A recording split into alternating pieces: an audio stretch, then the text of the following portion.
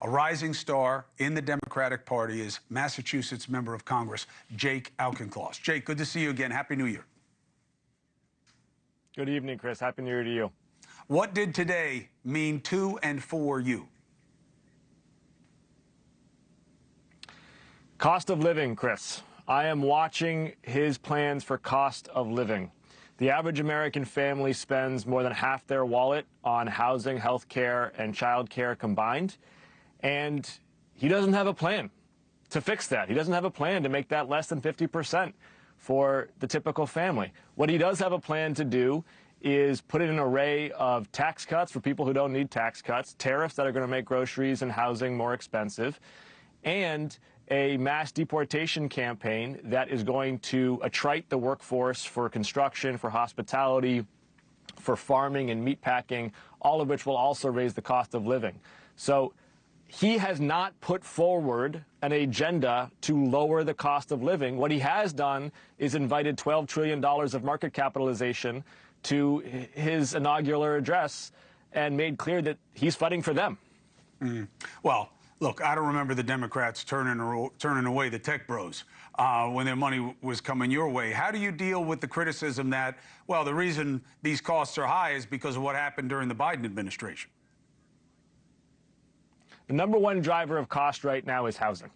Housing is 40, 50, even 60% of share of wallet for a lot of Americans, particularly younger Americans, who are being suffocated in their ability to climb the ladder of economic mobility, to start a family, to gain some of the security of home ownership.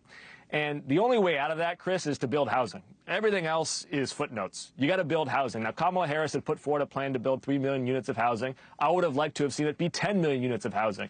When Donald Trump was asked about his plans to make housing more affordable, he said he was going to deport immigrants. Now, I'm sorry, that just doesn't add up. That's just Econ 101. So I want this president to lower the cost of living for the average American family because I care about Americans' prosperity. But I'm not hearing plans to do that. I'm hearing plans that, in aggregate, would actually be inflationary. The posture of seeing opposition as a saleable position to the base, I think that would be a mistake for Democrats. I think it would be turning into what you say you oppose, which is what the GOP did as the out party. Immigration is what looms large. I think it's as close to a consensus issue in America as you're going to find right now.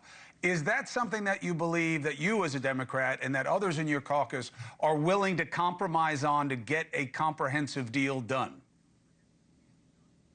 Yes, and in fact, we did. The bipartisan border security bill last Congress was the toughest immigration enforcement action in a generation. I personally am a co-sponsor of the Dignity Act, which is comprehensive bipartisan immigration reform. If individuals are in this country committing crimes, intimidating people, trafficking drugs or guns, they're out of here. They need to be out of here immediately.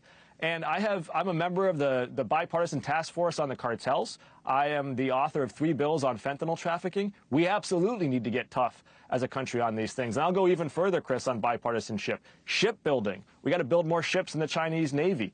Fentanyl interdiction, as I raised earlier. Affordable housing tax credit. There's a number of areas that we can work together with the president on. But we are going to hold fast to our values as Democrats. We don't bully people. We stand for the rule of law, and we support the Pax Americana. We think the world is safer when America is strong with our allies. Are you okay with designating the cartels as terror organizations?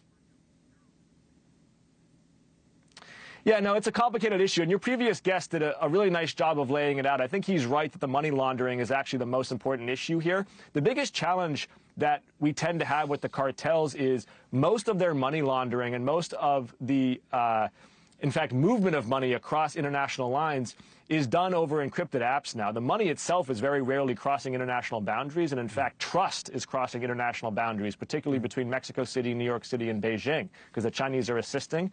To the extent that classifying them as FTOs can help law enforcement crack down on money laundering, I am in support of it.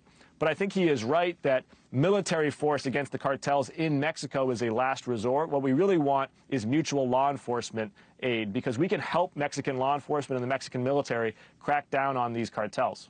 Hey, thanks for watching. Go to joinnn.com to find NewsNation on your screen. And don't forget, click the red subscribe button below to get more of NewsNation's fact-driven, unbiased coverage.